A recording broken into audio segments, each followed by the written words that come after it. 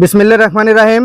দেশব্যাপী নারীদের বিরুদ্ধে সহিংসতা, নিপীড়ন, ধর্ষণ, বিচারহীনতার প্রতিবাদে আয়োজিত বাংলাদেশ জাতীয়বাদী ছাত্রদল সরকারি জনতা কলেজ শাখা কর্তৃক আয়োজিত আজকের এই মানববন্ধনে আমাদের মাঝে উপস্থিত আছেন দুমকি উপজেলা ছাত্রদলের নেতৃবৃন্দ, উপস্থিত আছেন সরকারি জনতা কলেজ ছাত্রদলের নেতৃবৃন্দ, উপস্থিত আছেন আমার প্রাণপ্রিয় শিক্ষার্থী ভাই বোনেরা।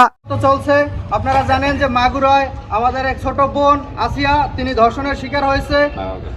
সেই আসিয়ার সকল দেখভাল থেকে শুরু করে চিকিৎসা অন্যান্য দেশনায়ক জনাব তারেক রহমান করতেছেন এবং এরই আলোকে আজকের এই যে সারা দেশব্যাপী যে সহিংসতা এবং যে অপরাজনীতি এবং বিচারহীনতা চলছে তার বিরুদ্ধে আমরা আজকে এখানে কেন্দ্র ঘোষিত কর্মসূচির আওতায় আমরা এখানে দাঁড়িয়েছি, আমরা বাস্তবায়নের চেষ্টা করতেছি। আপনাদের বিচারহীনতার যদি কথা বলতে যাই তাহলে 2013 সালে আমাকে যেতে হবে। 2013 সালে আপনারা জানেন যে নারায়ণগঞ্জের তক্কি মেধাবী ছাত্র ছিল, সেই শিশু ছাত্রকে হত্যা করা হয়েছিল। তক্কি হত্যার আজকে 1 যুগ 1.5 যুগ পার হয়ে গেল, কিন্তু তক্কি হত্যার কিন্তু বিচার আজ পর্যন্ত হয় নাই। এরপর 2016 সালে সোহাগী জাহান তনু, আপনারা অনেকেই হয়তো ভুলে যেতে পারেন বা মনে অবশ্যই আছে আপনাদের, সেই তনু হত্যার বিচার আজকে 1 যুগ এখন পর্যন্ত হয় নাই, সেই 16 থেকে আজকে 25 সাল চলে।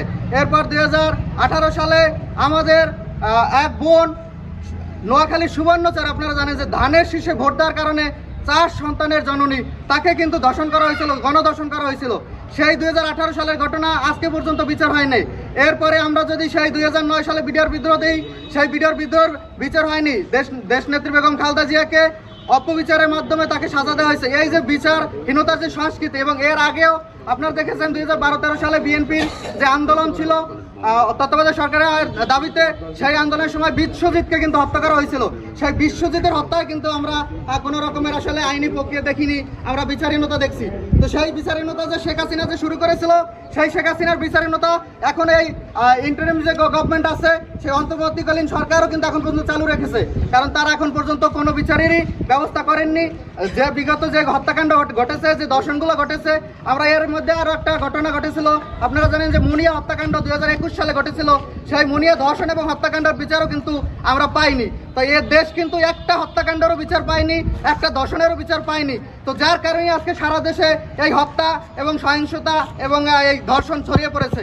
এবং আপনারা দেখবেন যে কিছু কিছু সেই গুপ্ত বাহিনীর যে লোকজন